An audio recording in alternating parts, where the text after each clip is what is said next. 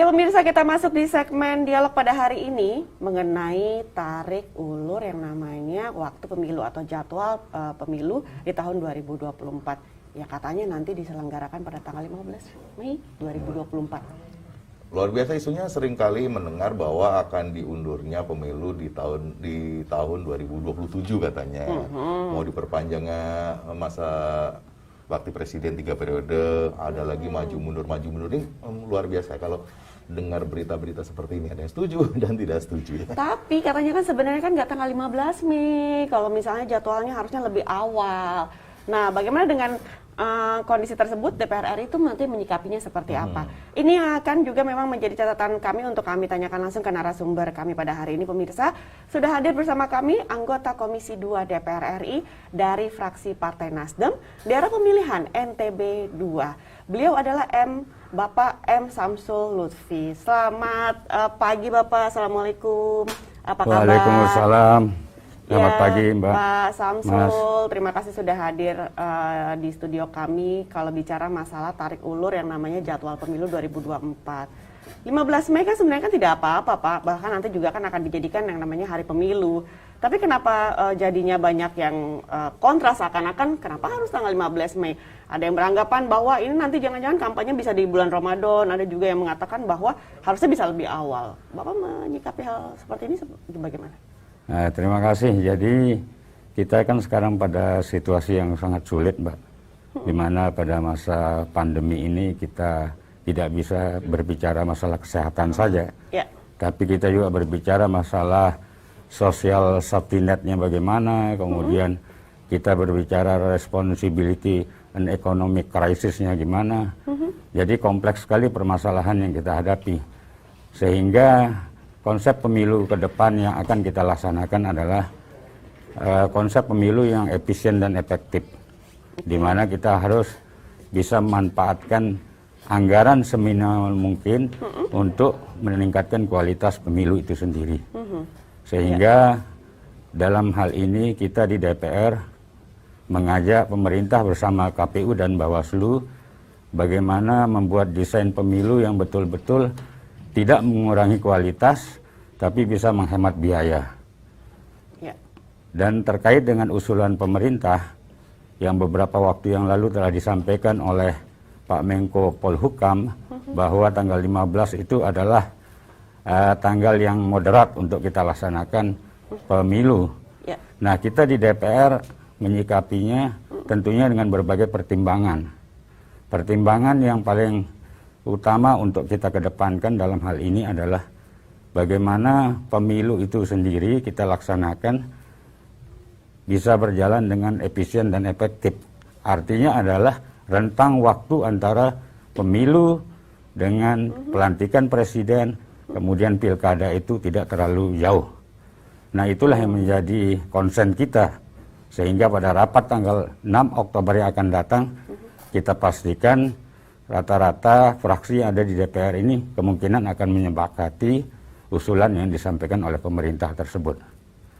Pak Lutfi, kalau kita lihat tadi anggaran di KPU 86 triliun, ini kan anggaran cukup besar. Nah, kalau dari DPR RI kan ini pasti akan melihat dari fungsi anggaran. Apakah dengan 86 triliun ini, kos-kosnya yang diberikan oleh KPU terkait dengan penganggaran ini cukup besar atau terlalu besar, atau masih bisa berkurang sedikit misalnya? Ya, itulah tadi seperti saya sampaikan, ada beberapa tahapan yang akan disisir oleh KPU berdasarkan masukan dari teman-teman di DPR, terutama tahapan-tahapan yang tadinya terjadi pemborosan, kita harus hemat biayanya.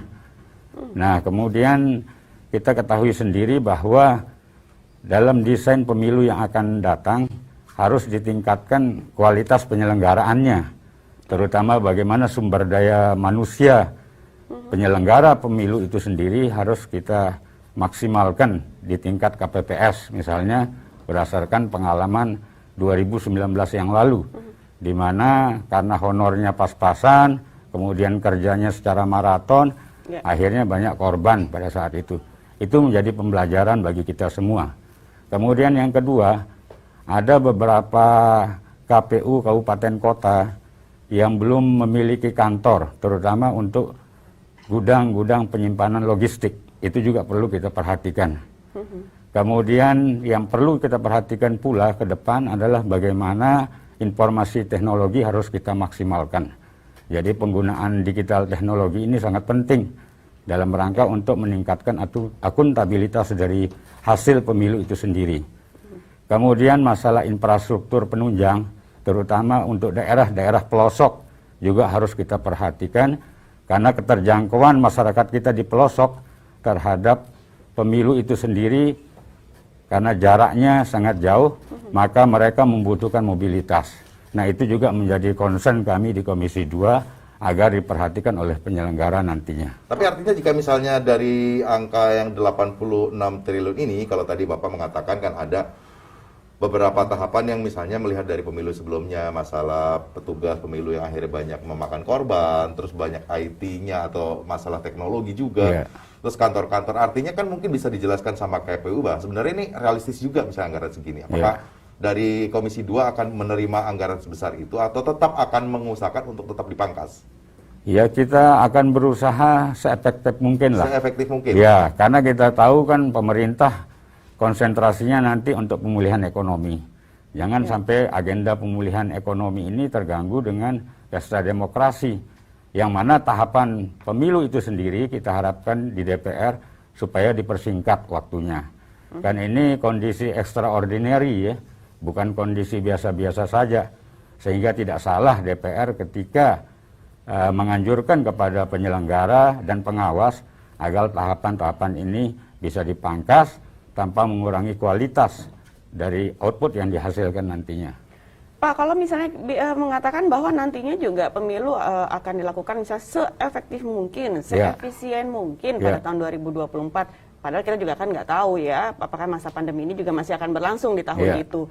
Nah, kira-kira yang memang akan diprioritaskan agar seefektif mungkin ini di bagian mananya, Pak, pada saat penyelenggaraan?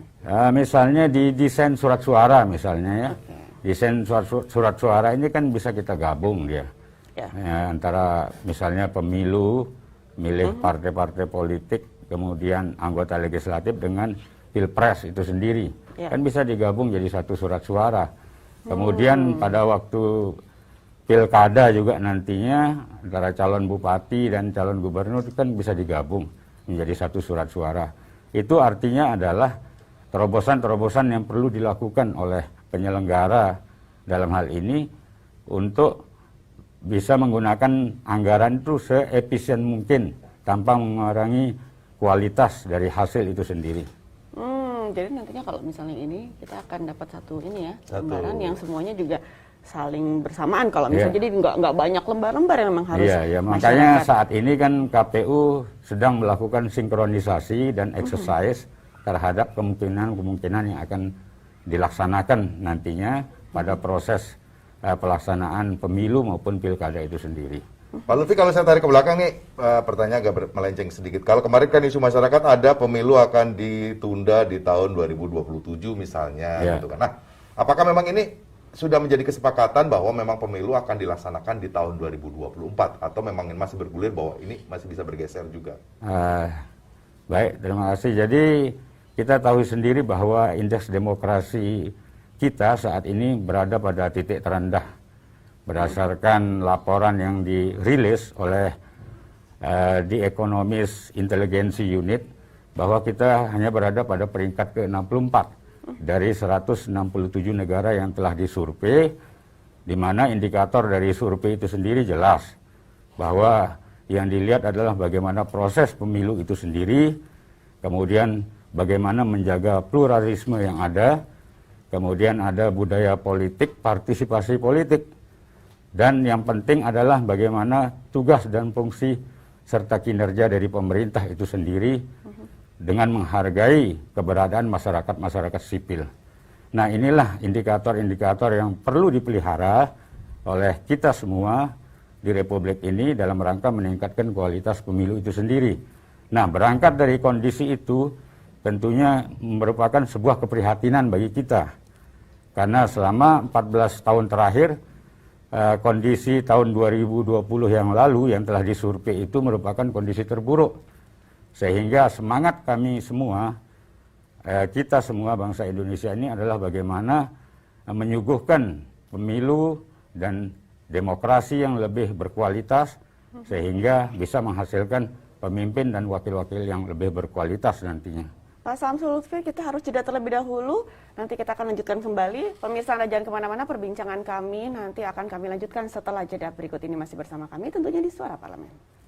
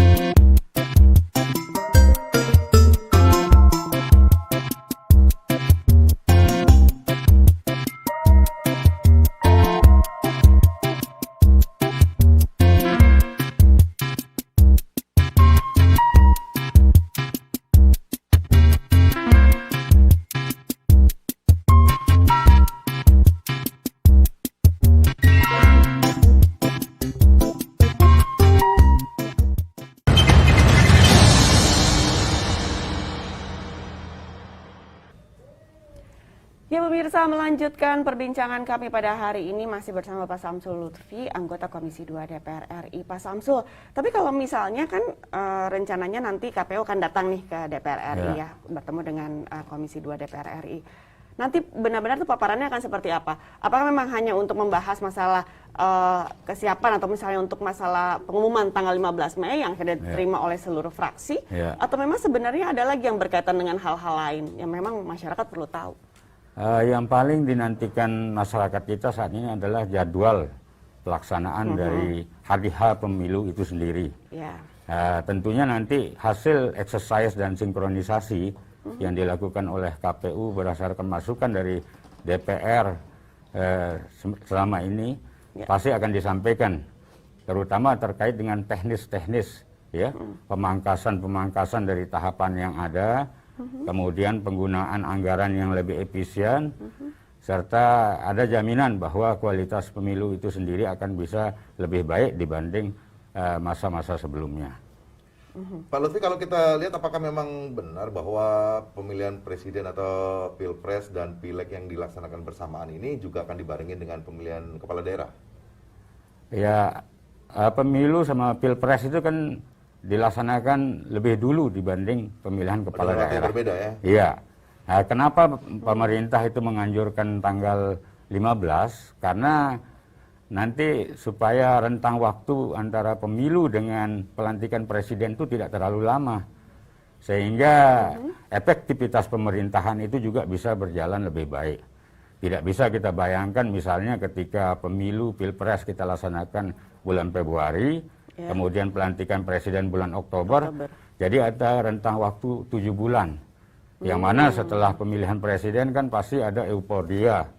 Sehingga efektivitas pemerintahan sebelumnya itu mungkin kurang lebih ini ya dibanding sebelumnya. Karena bagaimanapun juga ketika ada pemimpin baru, maka keputusan-keputusan yang dilakukan itu mungkin tidak terlalu efektif.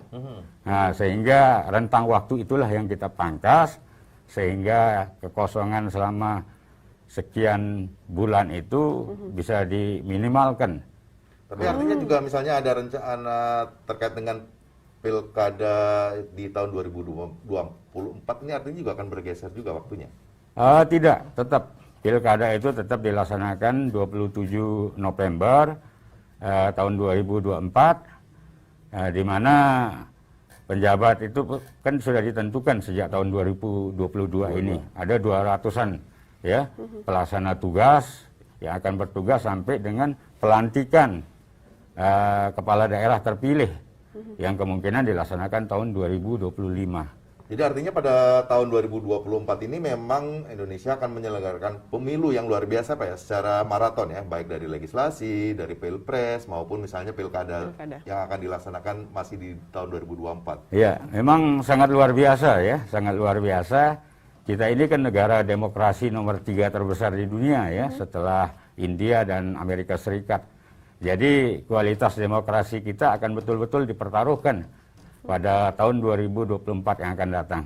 Saya yakin di bawah pemerintahan Pak Jokowi, kualitas demokrasi kita ini akan makin meningkat, dan ini merupakan sejarah ya, bahwa tahun 2024 yang akan datang bangsa Indonesia bisa menunjukkan sebagai salah satu negara demokrasi terbesar di dunia. Tapi kalau misalnya ada beberapa pihak mengatakan kalau 15 Mei kan apa benar nanti kampanye juga dilakukannya pada saat bulan Ramadan, Pak? Dan apakah bisa juga ini sebuah hambatan? Kan nggak juga ya? Ya, saya pikir enggak juga ya. Karena esensi dari sebuah demokrasi itu bukan menghilangkan perbedaan ya. Tapi bagaimana kita mengelola keberagaman itu dengan mengedepankan semangat persatuan dan kesatuan. Sehingga toleransi, tenggang rasa, kemudian saling menghargai pada bulan suci itu justru makin membawa efek positif ya bagi iklim demokrasi kita. Jadi yang beribadah ya silahkan beribadah. Justru dengan kondisi bulan suci itulah mereka akan berpikir 1000 kali untuk melaksanakan misalnya black campaign atau negatif campaign yang akan mengurangi kehusukan kita beribadah. Jadi tidak ada masalah. Tapi yang paling penting bagi kita adalah efektivitas pemerintahan, kemudian efisiensi dari biaya itu sendiri. Pak, tapi kalau misalnya kita bicara masalah hoax, ini benar-benar masih belum bisa dihindari kan Pak ya? Nah, bagaimana dengan kondisi Bapak juga bisa memberikan pemahaman kepada masyarakat bahwa hati-hati nanti bisa saja dimanfaatkan juga tahun 2024? Ya, jadi itulah memang generasi muda kita ini harus kita jadikan garda terdepan untuk memberantas hoax. Bagaimana mereka memberikan pemahaman kepada masyarakat tentang pentingnya pendidikan politik itu sendiri. Karena pendidikan politik ini kan harus disampaikan kepada seluruh masyarakat supaya masyarakat lebih memahami bahwa seperti Gus Dur bilang kan tidak ada jabatan yang harus kita bela sampai mati. Jadi yang paling penting dibanding politik itu adalah kemanusiaan. Jadi tidak terlalu penting kita mengedepankan jabatan, tapi nilai-nilai kemanusiaan itu kita pinggirkan. Nah itulah yang kita harapkan menjadi pegangan kita semua, sehingga kualitas demokrasi kita itu akan lebih baik ke depannya. Pak Lutfi nih, Anda kan sering keliling Indonesia, artinya bertemu dengan konstituen juga di dapilnya, artinya, nah kalau bicara masalah bagaimana pemahaman masyarakat tentang politik, ini tahun 2024 kan bukan masanya Pak Jokowi lagi nih, pasti akan ada era pemimpin baru kan sudah 2 periode. Nah, yang Bapak lihat tentang masyarakat di daerah pemilihan itu apa sih? Apakah sudah mulai paham atau hanya tadi bicara masalah sudah begitu percaya saja dengan hoax atau berita bohong?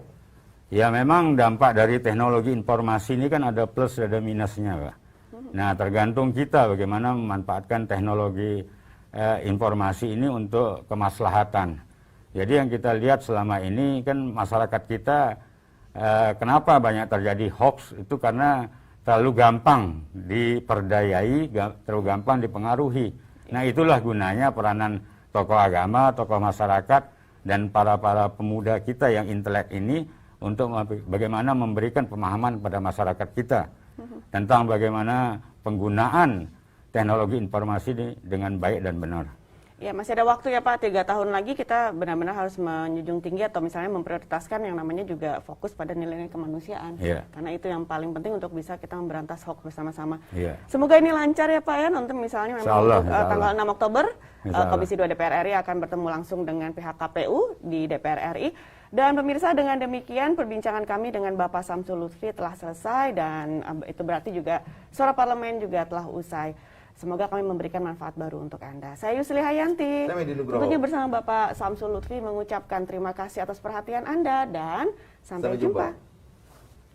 Terima kasih Bapak sudah hadir. Iya Mas.